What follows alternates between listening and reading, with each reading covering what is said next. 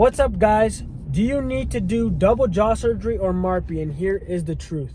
The truth is you need to do both. You need to have MARPE done first and then double jaw surgery. As somebody who has done MARPE and about to do double jaw surgery next year, let me tell you why. Because if you do a MARPE first, you will be able to fix any asymmetries developed by the MARPE, right? Let's say you have a canted smile, you expand, but like your jaw's like this, or your one is too forward, one's too back. Whatever, get the width, master the width, expand the whole face. Your eyes will be better most likely. Your cheekbones will be more pronounced. You have greater width. You look like an apex predator, broad-faced tiger, Chad, orangutan face in a good way. Raja Jackson finally asked. He has a broad face. He looks like an apex predator, literally. I wouldn't be around that guy. But you'll look better much overall if you do the MARPE first. And whatever bad things happen in the MARPE, you can most likely fix with the double jaw surgery if it's like from the nose down. If you develop some asymmetries in the eyes, well, I kind of did. Well, you're kind of cooked at this point. You have to do other procedures for the eyes, but it's very unlikely you're going to get that. It's very likely most of your asymmetries come in the mouth. And there's a good chance if you do the MARPE, you have zero asymmetry, and that's like the perfect situation. If you have zero asymmetries with the MARPE and you gain the nose breathing, you gain the width, your face is going to look so much better. I would argue just as good, if not better, than double jaw surgery results. Because people can notice width more than projection when you look at somebody's face. If somebody has a very narrow face and then 2 months later they expanded 14 millimeters and you see the big ass gap in their upper jaw, you're like, what the hell? Like, you look way better, but then when you smile, you're like, oh my God, that's kind of weird, right? But they look much better. And now, you do the MARPE first, that's step one. Going from MARPE to double jaw surgery is a natural progression because it goes from like a kind of invasive procedure. You're getting an introduction to surgery where they do anesthesia on you, local anesthesia. You feel the pain of bone splitting, but it's not horrible where you have to be slept. And you understand the process. It's patience, it's progression. You understand this is going to be for the long ride. Then once you finish the MARPE, you go straight to double jaw surgery. And once you do the double jaw surgery, you have essentially mastered chin projection, jawline projection, maxilla projection, width projection with the MARPE. You have mastered all the planes. You've grown forward and you've grown widthwise. People do not think of the width when they do double jaw surgery. They think, oh, I just need forward advancement. No, you likely have a narrow smile and a narrow face, so you're not going to look as attractive. Look at before and afters of people who only do MARPE. They look so much more developed. They look like a more attractive adult, like a more developed human when they gain the width. They look more like an actual human being. The projection really is who is like the best looking of the best looking. Like, projection is really a competition among the attractive. Width is something you need by default to look okay, to look good. Just because you get projection and you have no width, you're gonna look uncanny. You're gonna look like a dog face. That's where the term dog face comes from. I think that's for people who get the projection but they don't have the width, so they still have bimaxillary protrusion on their lips, and their face looks a lot of this, but they don't have a lot of this. So the MARPE will solve that.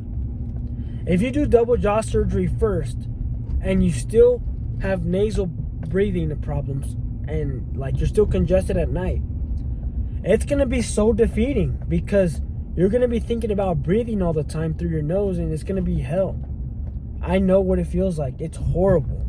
So now that I've done MARPE, I can breathe through my nose pretty easily. I only worry at night when I go to bed that I need to have oxygen. Okay? This is what they don't tell you guys. If you do MARPE, you only need supplementary oxygen at night with the CPAP. Because during the day, you're fine. You can breathe through your nose easily. But if you do the double jaw surgery and you don't have nasal breathing, you essentially need oxygen 24/7, but specifically in the daytime if you can't nasal breathe and you're always congested and you sound sick. Okay? And it's gonna suck. What's the point of having a big tube here if the entrance is small? It's better to have a bigger entrance and then force it down a narrow tube. At least that it would be a higher chance of you getting more oxygen, right? Big entrance to a small passageway, I feel like that's better than narrow to big, because there's only so much air you can force down a narrow entrance. You can force a lot in a big entrance and it might expand the narrowness here, right? Because you get so much oxygen. That's why the CPAP works well for me, because my nasal cavity, my nasal breathing has progressed so much that the oxygen being forced down my nose, it opens my my throat, because it already has a lot of momentum from the big entrance. It's like a whirlpool. It's just going right. Imagine a whirlpool in reverse. Do you really think you can force all that air in a small entrance and then into a big passageway? It doesn't make sense. It doesn't make sense like that. That's why you must do MARPE first. And watch me back up this trailer, guys. Watch how a pro backs up a trailer. Side note, I always drive a truck and I back up my trailer every day, but let me see it. I'm gonna do it. Watch this. You can't really see what I'm doing here, but like, all right.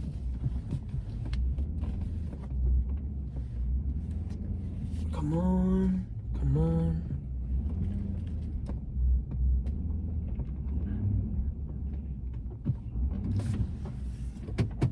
This is a pain in the ass to do, especially when there's cars in front of me. Like, I really can't get the leverage, but I always find a way to do it. That's right. We got it. We got it. We're backing it up into the garage. Sweet. It's on the driveway now. We just got to be careful we don't hit any of the cars on the driveway. That's really it. So, I'm glad if you stuck around and watched this part of the video. Oh my God, I almost blew the transmission getting stuck on that.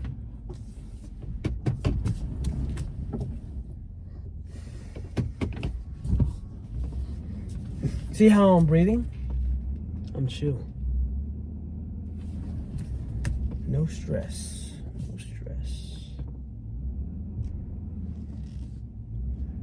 Perfect, perfect. I'm lining things up, lining things up. Getting this in, getting this in.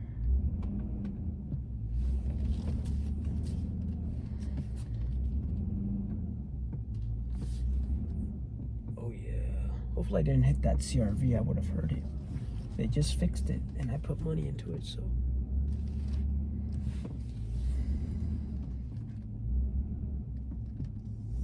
Let's go, let's go. Awesome, we did it, guys. And let's see if I didn't fuck up the car next to me. But anyways, to finish this vlog out, you want the MARPE first to get the width. To have the nasal expansion, guys. Okay? I'm gonna make another video on this because this one was kind of like good but not, but I'm gonna re-upload it anyway.